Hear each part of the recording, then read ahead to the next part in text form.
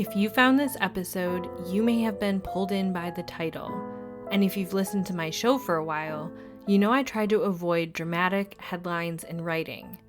But the fact of the matter is, no matter how many titles I tossed around for this episode, I kept coming back to the urgency of telling this story and how dangerous it's going to be in spring of 2027 for anybody living in the community that this prime suspect gets released into. We're running out of time. In April of 1995, a 17-year-old girl finding her footing was hanging out in the strip mall where she worked in a local grocery store in her tiny town an hour north of New York City. She was supposed to hang out with her boyfriend that night, who also worked in that plaza, but she didn't show up, and the last person who saw her was a man with a trail behind him of predatory and violent behavior, most of which he had evaded any consequences for. His actions in the years after Robin's disappearance would land him a 30-year jail sentence, but he is yet to be charged in Robin's disappearance and suspected murder, and in the murder of another young 12-year-old girl from the same town, who he's also the prime suspect in. With the clock winding down, he's due to be released in less than 2 years.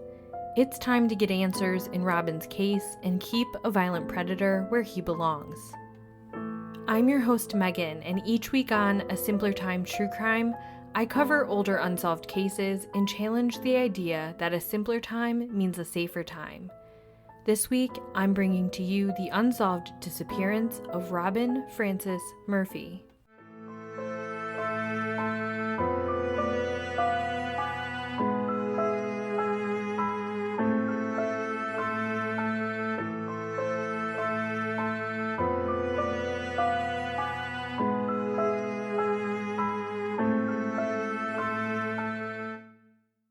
Before I get into the case today, I want to provide a content warning that this episode contains triggering topics.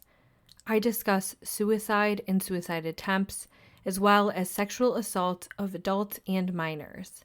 And while I won't go into any more details than what's necessary to tell the story, in this episode I do give a few more details than I normally would because it ties together common behaviors of a serial predator. Repeated behavior that helps weave these cases together. I also want to give a shout out to the original work of frontline investigative journalist Paul Solotaroff, who wrote a comprehensive piece for Rolling Stone magazine. His piece is less focused on Robin's case and more so on an adjacent case and the corrupt and poor police work tied into convicting the wrong people for that crime. That case, the murder of 12-year-old Josette Wright from Carmel, New York, is back to being unsolved, with the prime suspect being none other than the prime suspect in Robin's case. I'll be referencing this article a lot when giving you the picture of the suspect and his alleged victims. I'll also link it in the show notes, and I encourage you to read it or listen to the audio of it in its entirety because I'll just be scratching the surface. He uses pseudonyms for the sexual assault survivors in the story, and because I do encourage you to go read it after, I'll use the same corresponding pseudonyms so that it's consistent. As a heads up, it is behind a paywall, but in some cases you get a free article or two a month, so you might luck out. I paid for it and it was well worth it. So with all that being said, let's get into it. Carmel, New York is in the southernmost part of Putnam County, touching Westchester County, and is about 50 miles north of New York City and 10 miles west of Danbury, Connecticut. With a population of around 33,000 people, it has a mixture of small-town feel with historic charm. It's popular with commuters because of its proximity to the Metro-North trains. For those looking to be one with nature, Carmel has you covered as well. There's hiking, fishing, and water spots.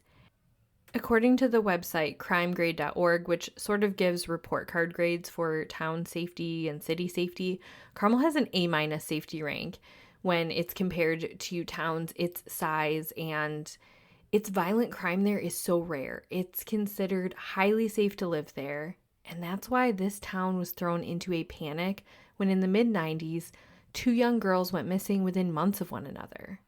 It would shine a light on the dark underbelly of what was happening in their town and how committed the officials in Putnam County were to sweeping it under the rug. Robin Frances Murphy was born to parents Judith and Brian Murphy on January 11, 1978. They had previously lived out in Arizona and moved to an apartment in Putnam County in the early 90s. Robin was the oldest, and she had a younger sister Judy and brother Tom. She may have come across as the tough older sister, but she had a big soft spot for her siblings, even bringing them home a stray kitten as a surprise one time. Robin was 17 years old in the spring of 1995. She was going through a bit of a rebellious teen phase. She loved wearing black everything, dark makeup, listened to rock music. And according to one newspaper article, her and her boyfriend, Matt Esposito, had recorded a cassette tape together singing their favorite music, which I think is super cute. Robin was close with her parents, but she wasn't sure what she wanted to do with her life, and she was sort of feeling that push and pull. So she decided to drop out of high school. To support herself, she got a job at the ShopRite grocery store. This was located in a strip mall called Carmel Plaza at the time. It was located on Route 52 in Carmel across from the cemetery. It's still there, though a lot of the businesses that have been in that strip mall, they've changed over the years. I'll share a Google image of the area on my Instagram at SimplerTimeCrimePod. Robin worked at ShopRite, and in that plaza there was also a Burger King, and that's where her boyfriend Matt worked. April 9th, 1995 was Palm Sunday. Robin used a family vehicle and told her parents she planned to meet up with her boyfriend at Burger King, where he was working. She said goodbye and off she went. It was such a routine thing, her family would have no way of knowing that in that moment, that would be the last time they'd ever see Robin. The plaza was actually only about a quarter mile from her home. She lived on a place called North Drive, and you basically turned out of her street, left onto the main route, and right into the plaza, and there it was. Her parents weren't necessarily expecting her home that evening, so they weren't immediately alarmed. But that all changed quickly when they learned that the vehicle was sitting in the plaza overnight, and that Robin never showed up to meet her boyfriend, Matt Esposito. Immediately concerned, Robin's family reported her missing, and a search did get underway fairly quickly. But police were less concerned and urgent, given her status of being a high school dropout who was part of a bit of a rebellious crowd. They thought maybe she had just run away. But her parents were insistent this was not the case. The very next night, she was supposed to go to a concert to see the Ramones in Poughkeepsie, New York, and the tickets were still sitting in her room. She would not miss that for anything. Not only that, they found Easter baskets she had made for her little siblings hidden in the room, which just breaks my heart to think about. Robin was trying to find her own way, but she wasn't depressed or feuding with her family, and they had a really stable environment there. Of course, they first have to dive into Matt's story, and Robin's car was found parked right outside Burger King. But he swore she never came in that evening and he did not see her the whole night. Police were quick to say that Matthew had an airtight alibi and they ruled him out as a suspect fast. While they haven't ever released why exactly they were able to rule him out, I assume the alibi was first that he was clocked in and visible at work, and then he must have something that accounted for his time after work, maybe his family. So police continued canvassing the strip mall, and there they encountered someone with a peculiar story and a long rap sheet.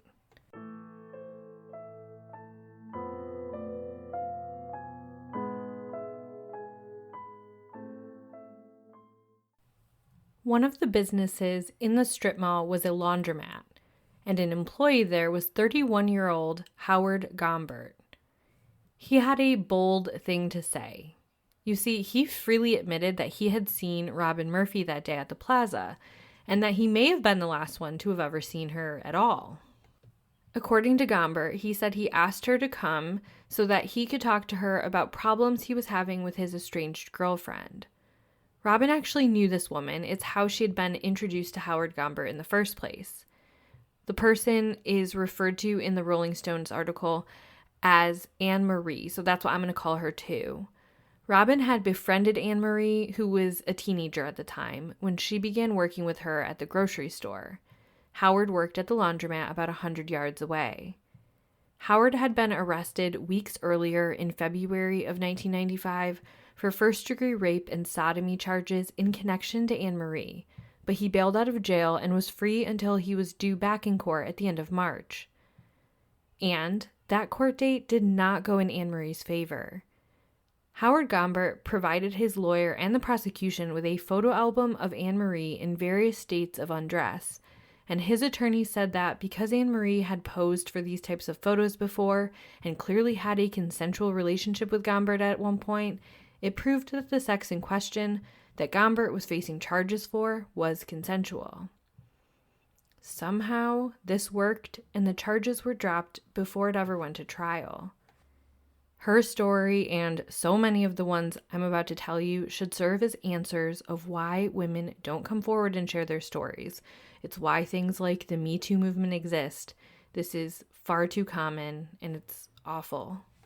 If you imagined that Gombert stayed on good behavior after his day in court, you'd be wrong. He continued to stalk Anne Marie, who had fled to a women's shelter in Connecticut. Anne Marie held a secondary job at Sears, and Howard tracked her down. He apparently, this is according to her, dyed his hair as a disguise, and he left flowers on her car for when she got out of work, which must have just been really chilling for her. And then, in early April of 1995, Anne Marie reported that he attempted to abduct her at knife point, but she screamed, and he fled because of the noise she was making. She reported this to the police, but not much was done about it. And so, according to Howard Gombert, because of all this turmoil he was feeling with Anne Marie, he asked Robin to speak to him and help guide him as a confidant. He said that on the day Robin disappeared, they spoke on the telephone and that he had asked her if her and her boyfriend Matt had plans that evening. He then asked if they could talk. Gombert reported that he saw her at the plaza that day outside the laundromat. They spoke for about 10 minutes, and that Robin told him she planned to call someone he was unfamiliar with, someone he named as James. But nobody in her circle knows anybody named James, just for the record. She then said she was going to meet up with her boyfriend Matt, and he said he saw her walk away across the parking lot towards Burger King, and that was the last he saw of her. Police definitely felt off about him, if for no other reason because he kind of has this elaborate story and he's the last person to have seen her. Gombert is also well known to police, as I've already sort of alluded to, but we'll get into that even more later on because I haven't even given you the half of it. But there was nothing directly tying him to any crime at this point, and no proof that a crime had even occurred. The outlook got worse, though, when about 4 days after Robin's disappearance, her purse and some of her personal belongings were found scattered in a grassy area behind the plaza. I'm going to share some photos of this on the Instagram because there is a heavily wooded and grassy area behind this very suburban shopping mall type place, and it would be easy to conceal things, but I think it's one of those things that's better seen for yourself. Search teams came in and they combed the area, but they found no other traces of Robin or her belongings outside of what was already found. But her purse being scattered with those belongings in this wooded area was an ominous clue, to say the least. And it wouldn't take long until their focus shifted back to Howard Gombert.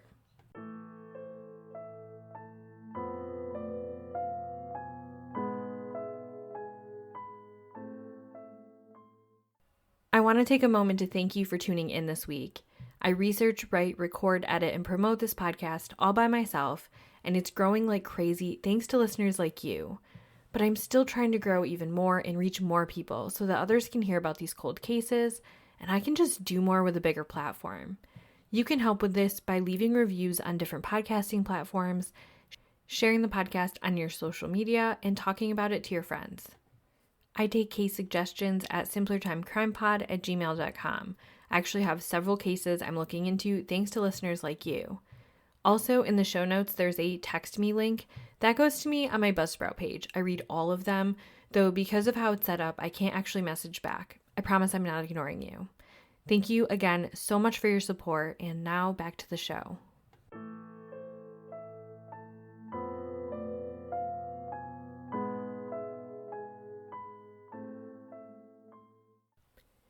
Just a few days after Robin Murphy's purse and belongings were found scattered in the woods behind the shopping plaza she was last seen at, the man who was last seen with her attempted suicide. Howard Gombert took a combination of sleeping pills and alcohol and landed himself in the ICU. He survived the attempt, and investigators came in to interview him a second time. Howard Gombert was actually interviewed by the media from his hospital bed, where he reiterated that he recognized he was a suspect, particularly because he was the last person to have seen Robin Murphy. He said the sleeping pills were not related to any guilt in Robin's disappearance, rather a response to realizing he was a suspect in combination with an ongoing custody battle over his toddler daughter with his ex. This second look at Gombert highlighted the history of his run-ins with the law, where he always seemed to get just a slap on the wrist. So just as a forewarning, get ready to get mad. The only real time he spent in jail was a 13-month sentence for burglary from 1984 to 1985. He was charged with burglary and possession of stolen property in 1989, but those charges were dismissed. He was hit with a felony weapons charge in 1990, but that was reduced to a misdemeanor, and he was placed on 1-year probation.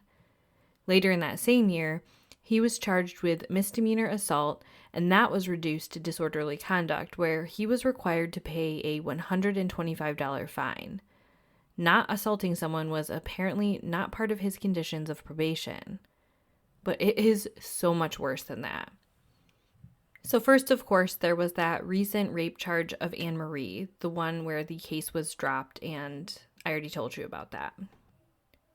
In 1991, a 13-year-old girl came forward about ongoing sexual abuse she had experienced at the hands of Gombert.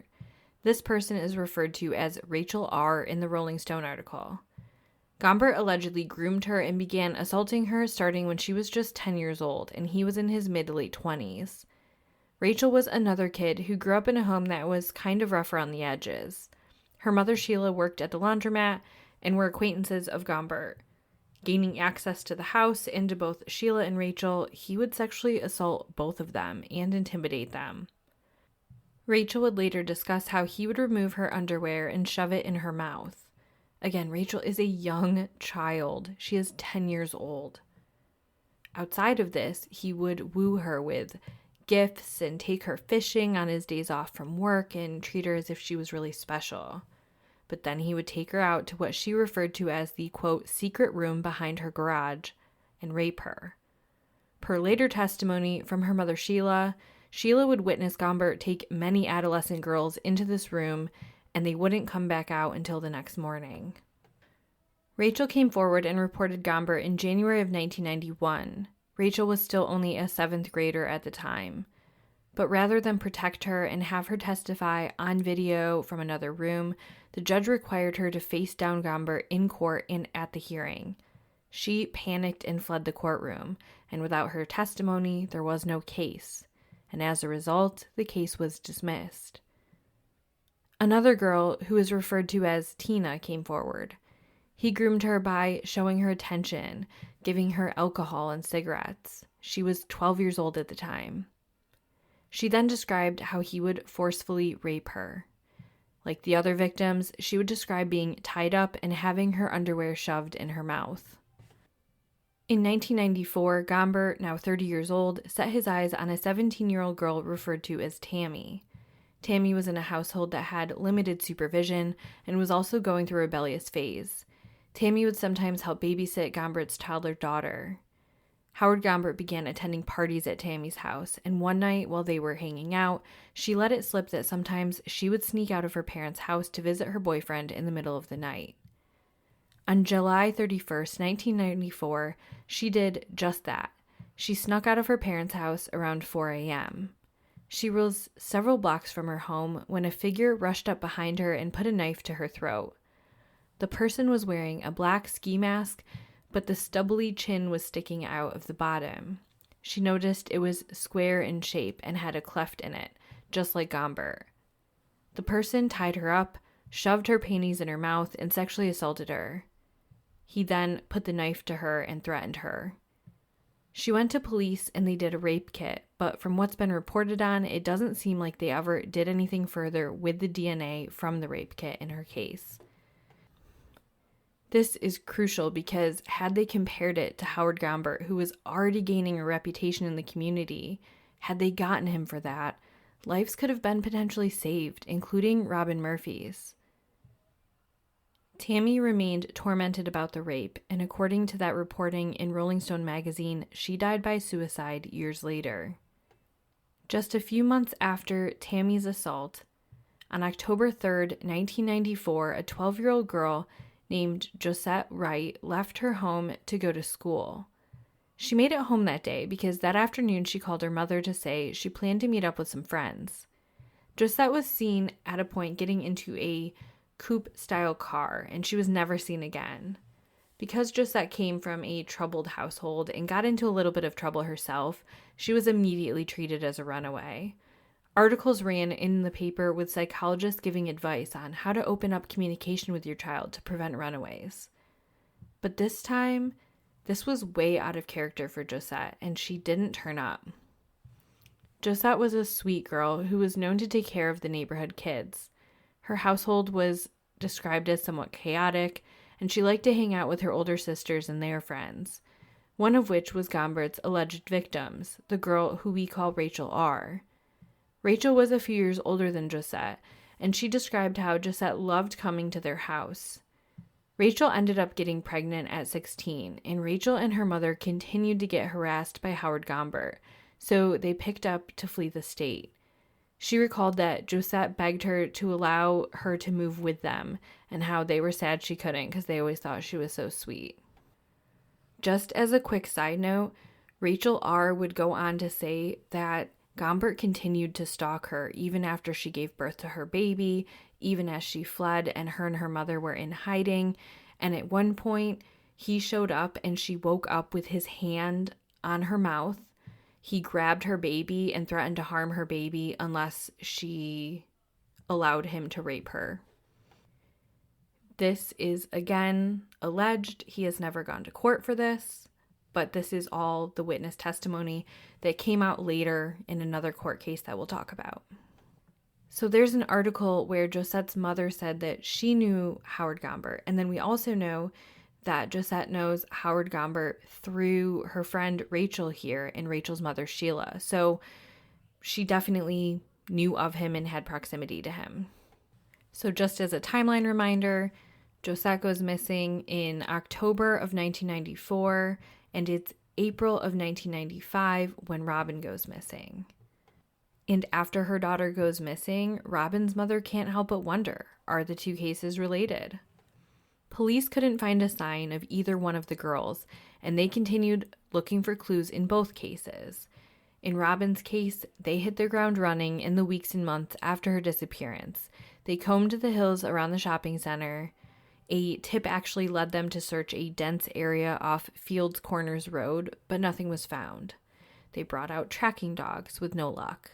They spread her information across the United States in case she showed up someplace else, with a special focus on the Phoenix, Arizona area because that's where she had previous ties to. But just nothing. Meanwhile, just 2 weeks out from her disappearance, Gombert was picked up on another felony stalking charge of his ex. Then, in November of 1995, 7 months after Robin Murphy's disappearance, a hunter made a shocking discovery.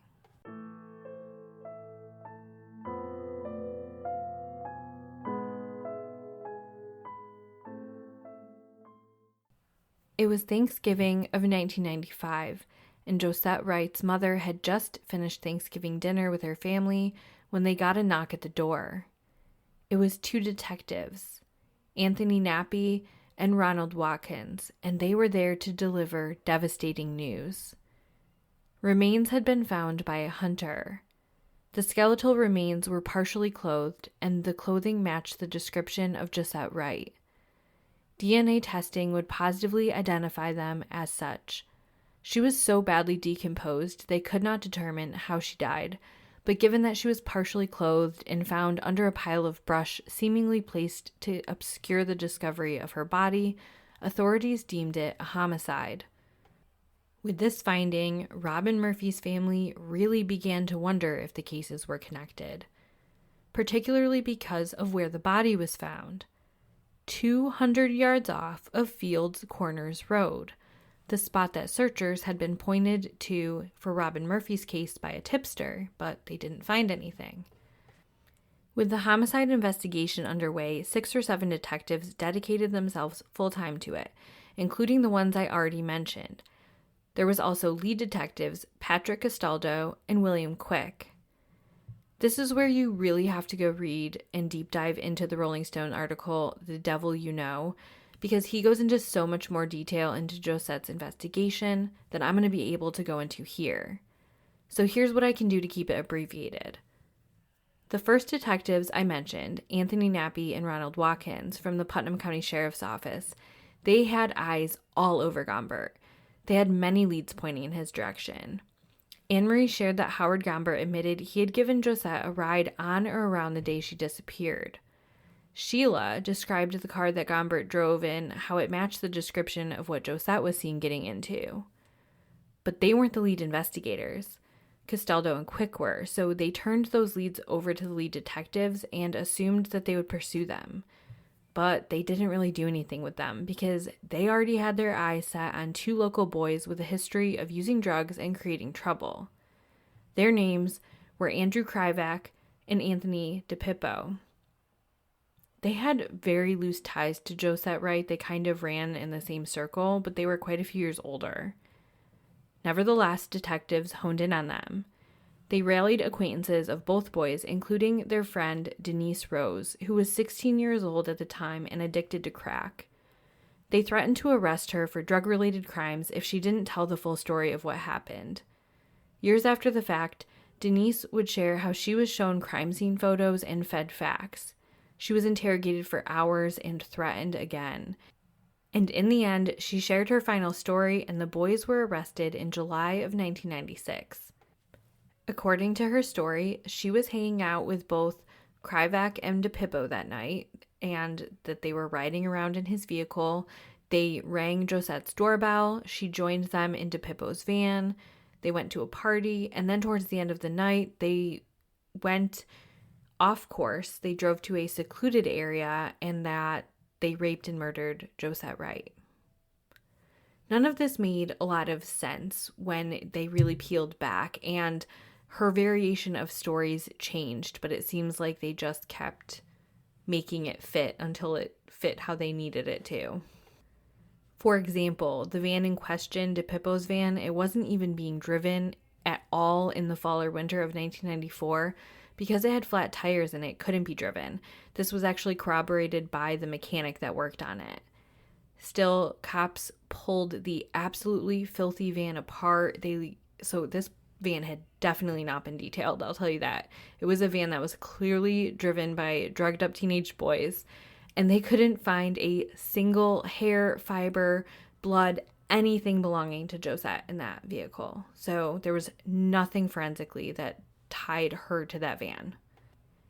But it didn't matter because in 1997, both were found guilty of the murder of Josette Wright and sentenced to life in prison.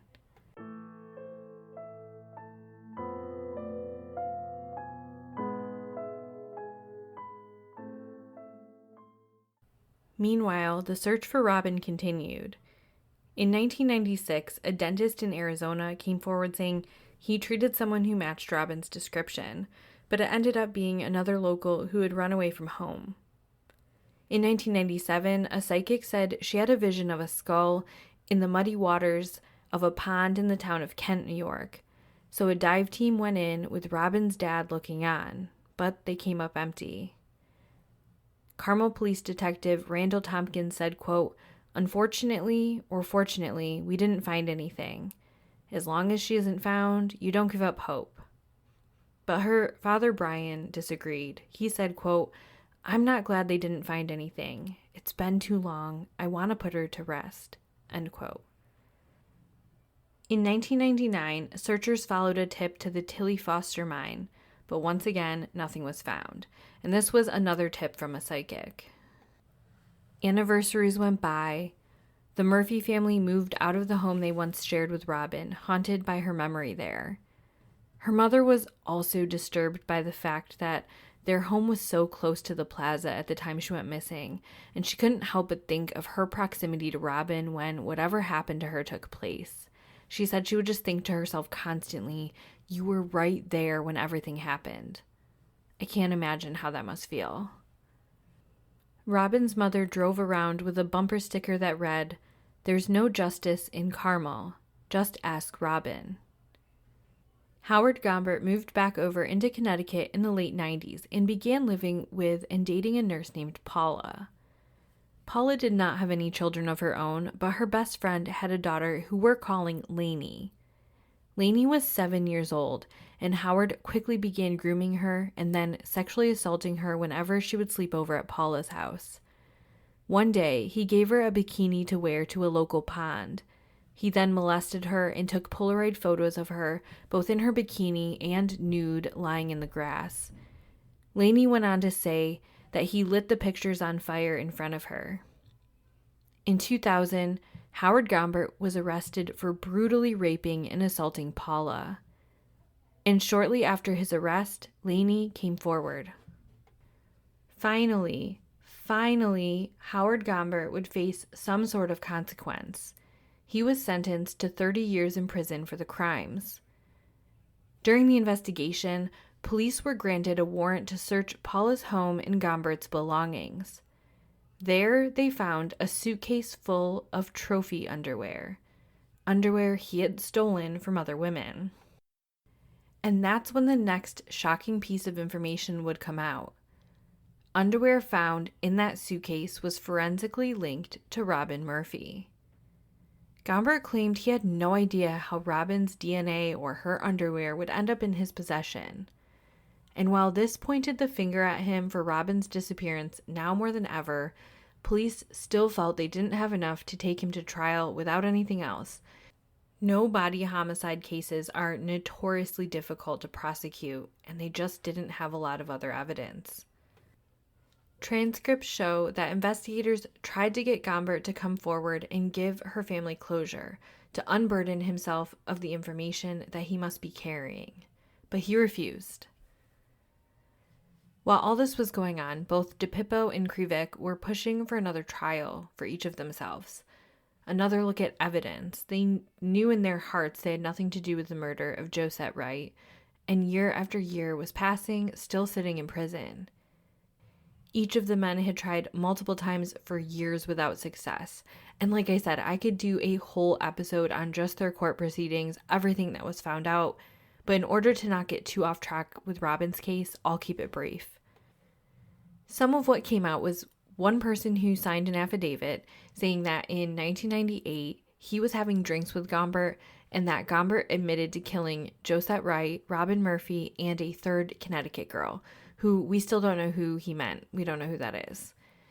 This person stated that Gombert told him that he choked Robin Murphy to death after she sprayed him with chemical mace as he tried to sexually assault her. He then said he dumped her body in a quarry. Years later, in 2011, Gombert told an inmate, allegedly, again about killing the girls. Gombert referred to Josette as, quote, a slut who flirted with him a lot. He said that she had babysat his daughter before and offered to do so again, and that's how he was able to get her into his car. He said that he had sex with her in his coupe and that he had to, quote, persuade her. This inmate asked if this happened around the time Josette was murdered, and he simply said, it doesn't matter. They got those other guys for it. He then bragged about how he hid the body of another girl and how they'd never find it, and so he was in the clear. He bragged also about still having her necklace. Anthony DePippo ended up having 3 trials, and for him, the third time was the charm. On October 11th, 2016, he was finally acquitted of those charges. But Krivik was still in prison, and he wouldn't get exonerated until 2023. Both of them settled for millions and millions of dollars, and at the trials, it exposed just how far the detectives in the Josette Wright case went to railroad these 2 men. So now, here we are in the year 2025, and Josette Wright's case is back to being unsolved, with Howard Gombert being a very viable suspect in her murder. And Robin Murphy, with no clues to her whereabouts since her belongings were found scattered behind the strip mall she was last seen talking to Howard Gombert at, the man who was in possession of her underwear years later.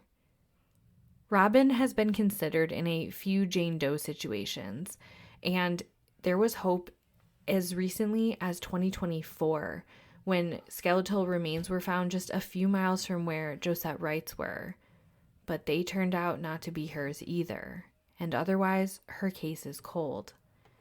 In bringing it all back to the beginning, this sense of urgency, according to the Connecticut Department of Corrections website, Howard Gombert's maximum release date from prison is April 10th, 2027.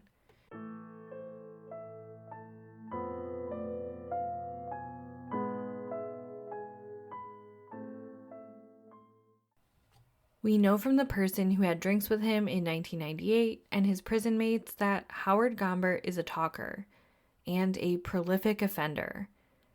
I would be shocked if there weren't other people out there who know the specifics of where Robin's body is located. It's time to put pressure on the town of Carmel Police and Putnam County Sheriff's Office to elevate these cold cases and get them solved. There will be an immediate public safety risk if Howard Gombert is released from prison. So please, if you know anything about the murder of Josette Wright or the disappearance and presumed murder of Robin Murphy, get in touch with the Carmel Police Department at 845-628-1300. Robin was just 17 years old when she left home for a regular evening. We don't know exactly what happened to her that night. We do know that a sexual predator convinced her to come speak to him that evening and that she wasn't seen again after that. She wasn't free to go back to school like she had planned, or find her passion, or travel and see the world, whatever she wanted to do. That was robbed of her, and her family still has no answers. That is the least they are owed. This has been another episode of A Simpler Time True Crime. Don't forget to check out our Instagram where I post pictures that go along with the case. And please subscribe and leave a 5-star review. You can also find episodes over on YouTube, and I do bonus content on TikTok. As always, thank you so much for listening, and tune in next week.